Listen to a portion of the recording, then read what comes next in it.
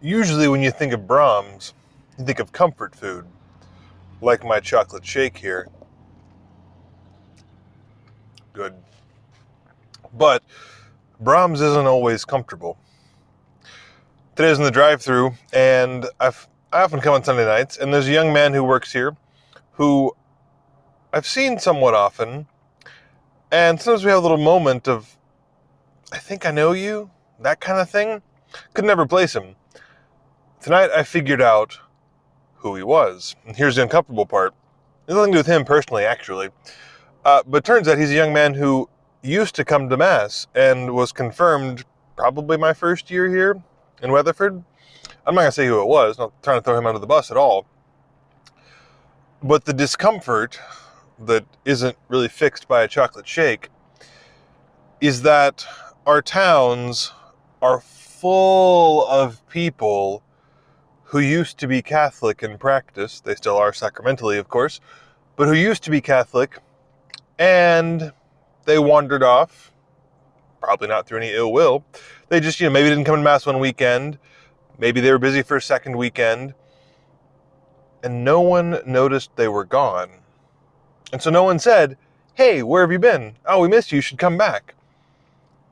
And a month passes, 2 months pass, and now the only time that this person in the drive-thru, who I know sacramentally is Catholic, has seen a priest is for a chocolate shake once a month maybe. And, I don't know if he's going to church somewhere else or if there's some situation, I'm not sure. It's probably just that he doesn't come to Mass anymore and is in the same situation as many young men living a life that's away from the church. And this is no particular accusation, but I think sometimes it's left to fall on the priests. Well, Father, maybe no one would say it, but they think it's up to us to go and call back all the lost sheep, and certainly something we care about.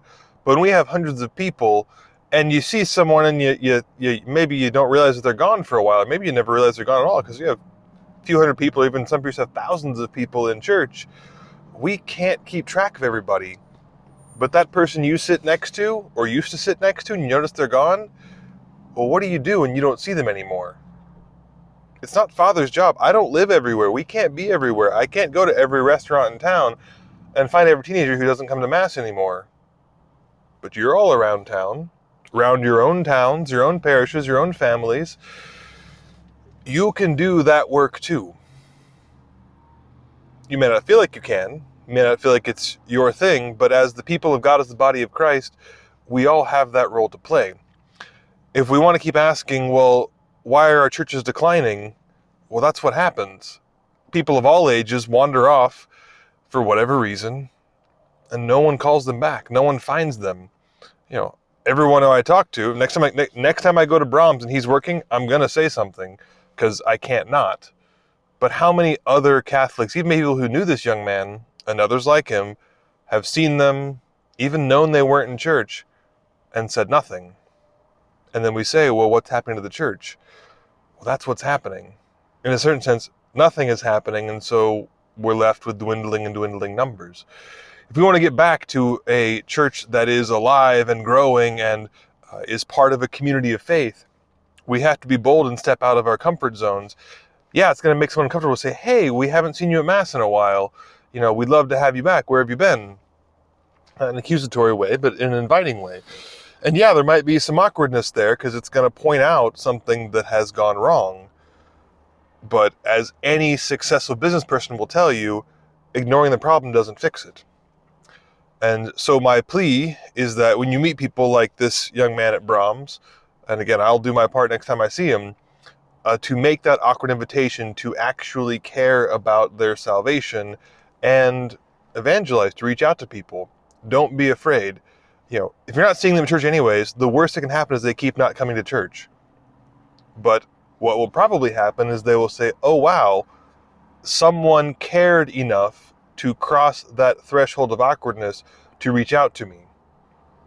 And that could make all the difference in their lives. If we believe in what our Christian faith is, that has the chance to make all the difference in someone's life. To be with Christ or without him, And so that, at the very least, should motivate us out of love for them, not for glory for ourselves, but out of love for them, to have that awkward conversation and to invite them back. Maybe it doesn't work this weekend. Maybe they don't come back for 5 more years. But I guarantee they're going to remember. And it's going to make a difference that someone cared enough to say, hey, we want you to be a part of the body of Christ once again.